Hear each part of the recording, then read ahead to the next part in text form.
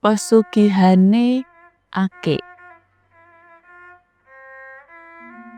Menawa kelingan jaman biyen, jaman isih gulang-gulung karo Mas Kartono, aku sok geli dhewe.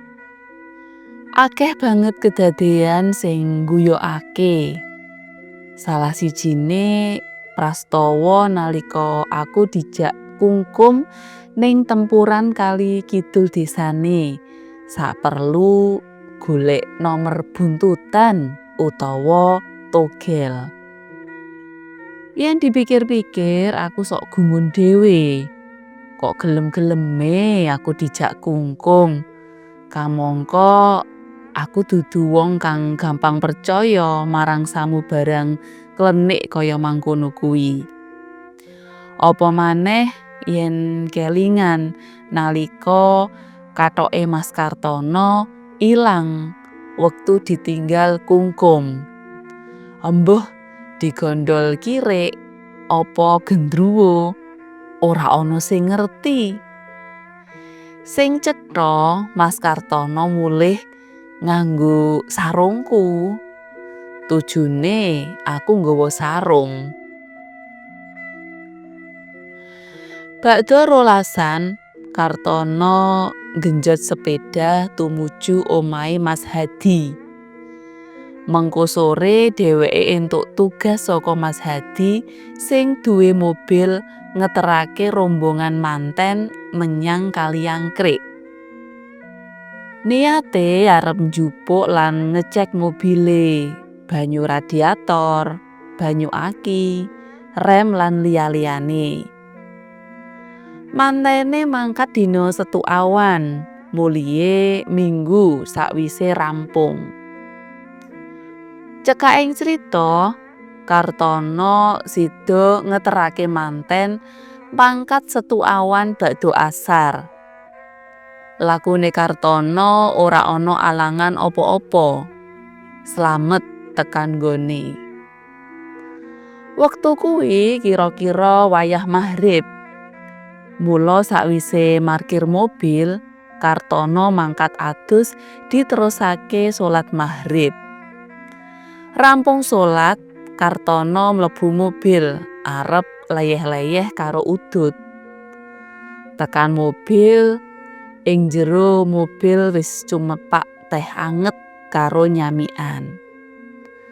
Wah, tiwas kebeneran. Ngono batine Kartono. Weteng luwe ana panganan.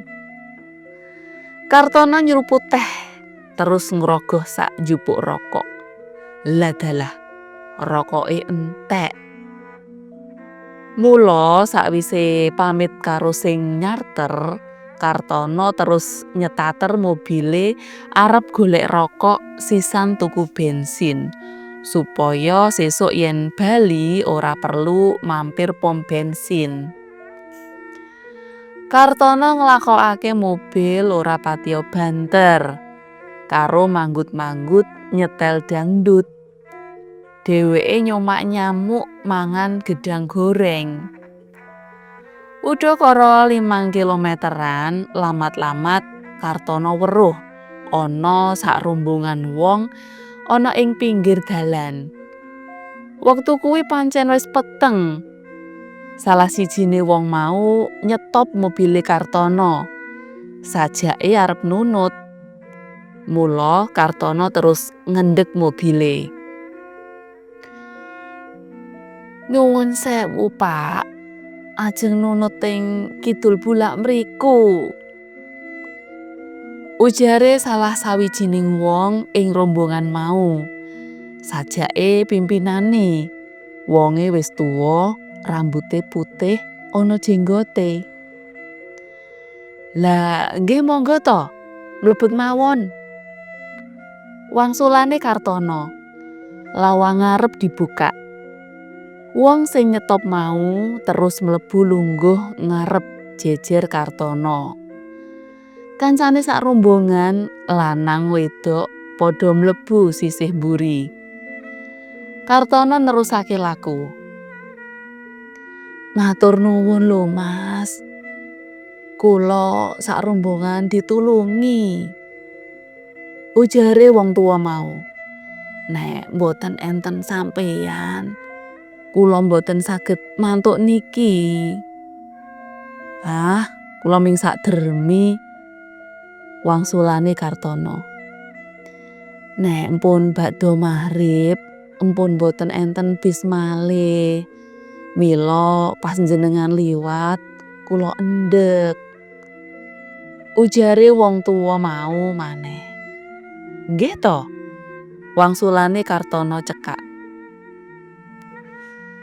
Let setengah jam sakwise bulak, mobile mlebu padesan. Ana ing pinggir desa, wong tuwa mau njaluk mandeg. Kartono mandeg. Mas, kula nyuwun pangapunten, mboten saged mbayar. Niki kula gadah sangu kangge sampeyan. Ngono ujare wong tuwa mau.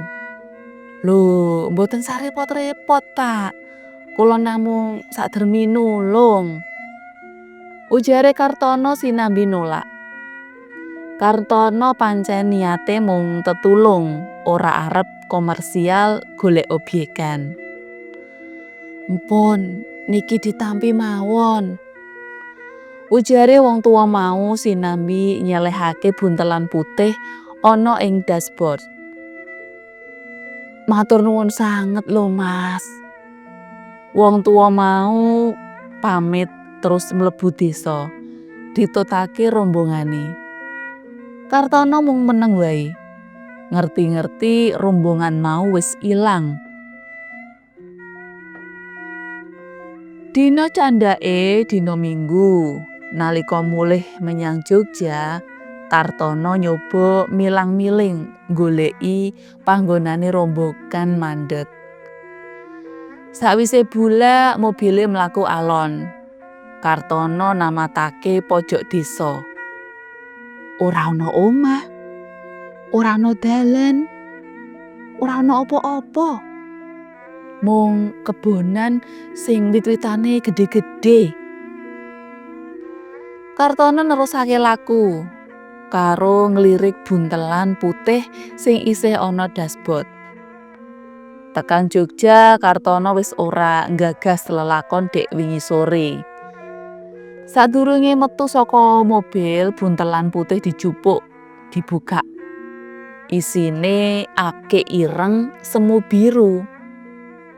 Akik dibuntel maneh, disimpen ing lemari campur karo klambi-klambi. 3 dina sakwise kedadian kuwi, Kartono ngimpi. Dheweke ketemu karo wong tuwa sing ditulungi dek ning Kaliangkrik.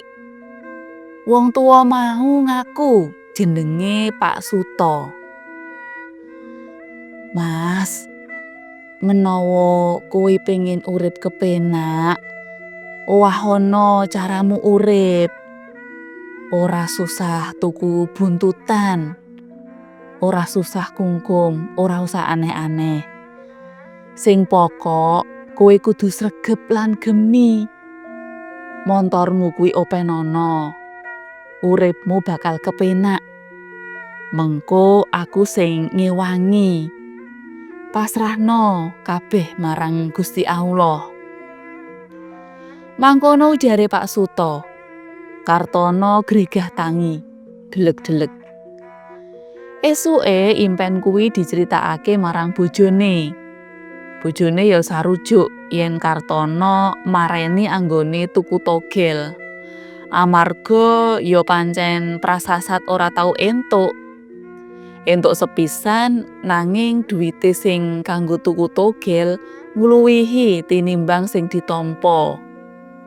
Kartono wis mantep gugu kandhani bojone.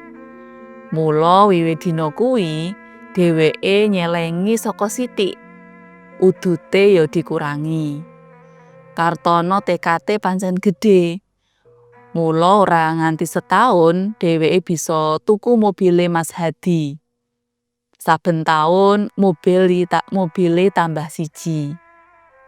Mula ngancik taun kaping 5, mobile Kartono cacahe 5. Embuh taun-taun ngarep apa ya mobile tambah maneh apa ora. Sing cetha uripe Kartono wis luwih kepenak. Sing apik maneh, dheweke ora lali karo kanca-kancane lawas sing uripe isih ngrekoso. Ngono critane Slamet, mantune Mas Kartono. Sing dadi pitakonku, sing ndadekake Mas Kartono sugih kuwi akike Pak Suto. Pak Suto dhewe sing janji ngewangi Mas Kartono. Apa tekate Mas Kartono sing arep ngowahi uripe? Embuh, sing cetha saiki Mas Kartono uripe kepenak. Uripe lurus, ora menggak-menggok, tur ora lali marang sapadha-padha.